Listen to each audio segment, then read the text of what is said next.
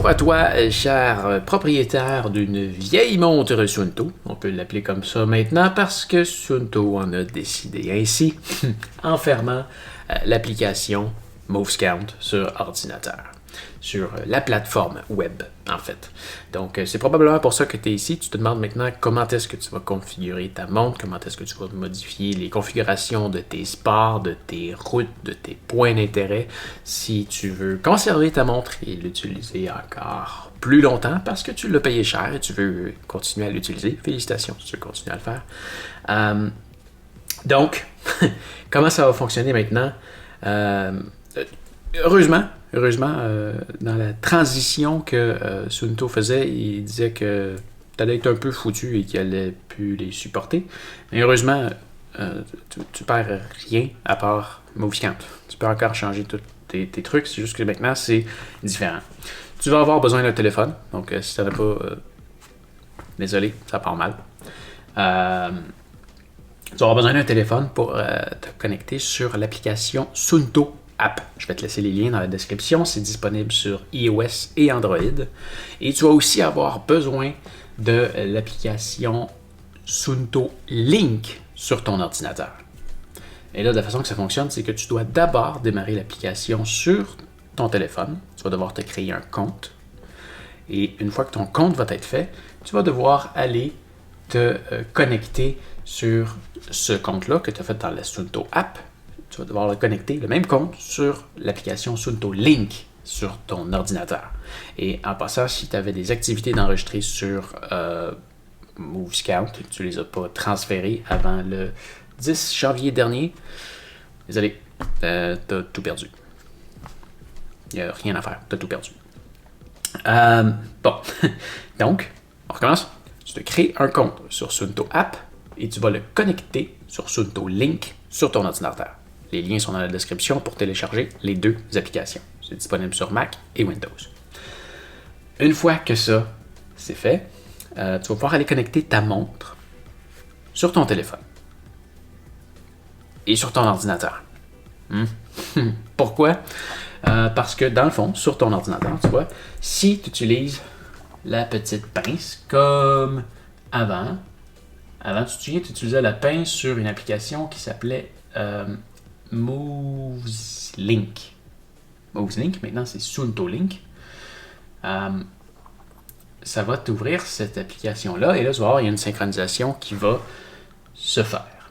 Et une fois la synchronisation terminée, là, tu vois, j'ai rien fait. Synchronisation en progrès. Désolé, mon application est en anglais. Tu vas pouvoir venir ici en haut, tu vois ici, tu as Watch Settings, ou les paramètres de la montre, et tu vois, à partir d'ici, tu peux modifier tes modes sportifs.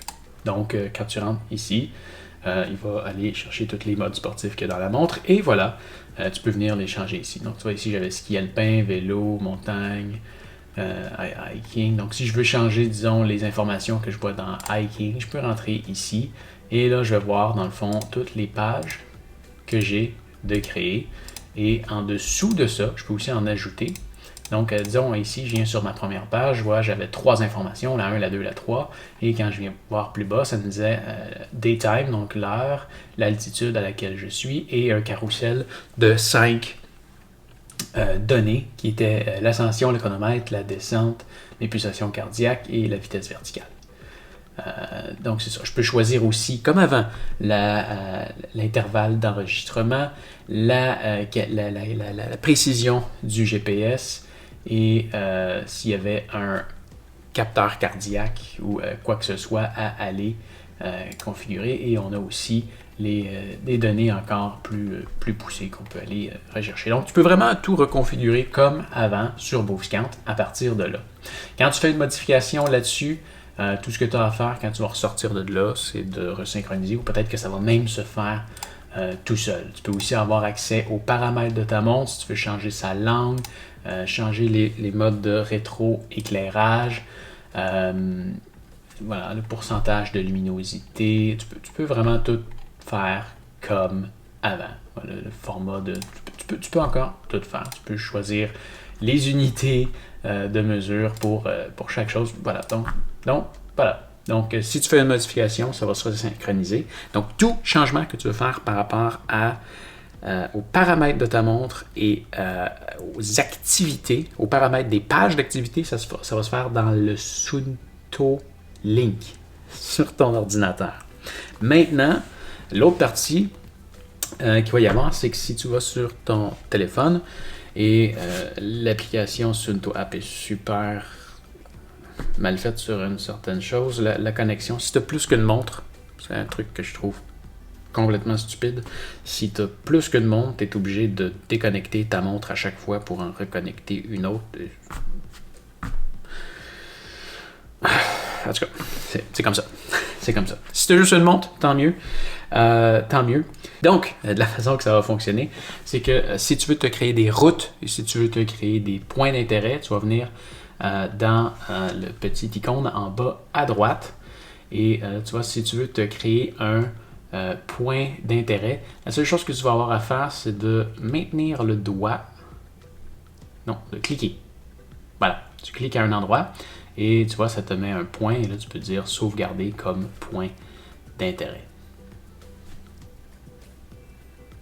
Et on peut changer le nom. Edit name. On va y dire How201 test. On va dire OK. On va sauvegarder. Et j'ai oublié quelque chose. On recommence. Si je fais ça, est-ce que je devais dire est-ce que sauvegarder? Ah oui, il était là ici. Tu vois ici, il y a une option ici qui dit utiliser dans la montre. Donc là, je l'avais sélectionné. Donc, il est sélectionné par défaut. Donc, je suis correct. Tu peux aussi te créer des trajets. Donc, si tu es sur plus, tu peux créer un trajet. Et disons là, on va dire, tiens, je vais partir d'ici et me rendre là. Et là, il va te créer un trajet. Tu peux faire un trajet très long si tu veux. Et voilà. Donc, encore là, tu lui donnes un nom. On va dire How202 test. Et encore là, ici, tu peux activer la guidance par tour à tour. Mais je ne suis pas certain que ça va fonctionner sur la montre. Ça te dit là, que tu as besoin d'une montre qui supporte ce type de choses-là. Donc, c'est possible que non. Et tu peux dire utiliser dans la montre pour que ça l'envoie dans ta montre. Test. Voilà. Et à la fin, on va dire sauvegarder. Comme ça. Là, tu peux, ça m'a amené dans la librairie. La librairie, tu peux la retrouver. Je ne sais même pas par cœur. Je pense qu'on s'en vient dans la montre. Ah, c'est ça. La librairie, c'est le petit signet qui est ici en bas à droite. Donc, tu cliques là-dessus. Et là, tu es capable de voir tous tes trajets s'ils sont utilisés dans la montre et tous tes points d'intérêt s'ils sont utilisés dans la montre. Ensuite de ça, maintenant que tu as fait la modification sur ton téléphone dans l'application Suunto App, tu viens prendre ta montre et tu la déconnectes si elle est déjà connectée et tu la reconnectes. Et là, la synchronisation va se faire sur l'ordinateur entre ta montre et Suunto Link qui est connecté à Suunto App. Donc, maintenant, tes trajets vont être rendus dans ta montre quand tu vas t'en aller dans Navigation. On va y laisser quelques secondes pour le faire. Et ça va être fait. Donc, bref, t'as rien perdu. Tu peux toujours tout faire. C'est juste différent. Ouais. Est-ce que c'était mieux avant? Je crois que oui. Mais bon. Tu vois ici, si je m'en viens, je vais démarrer une activité. Chaque navigation.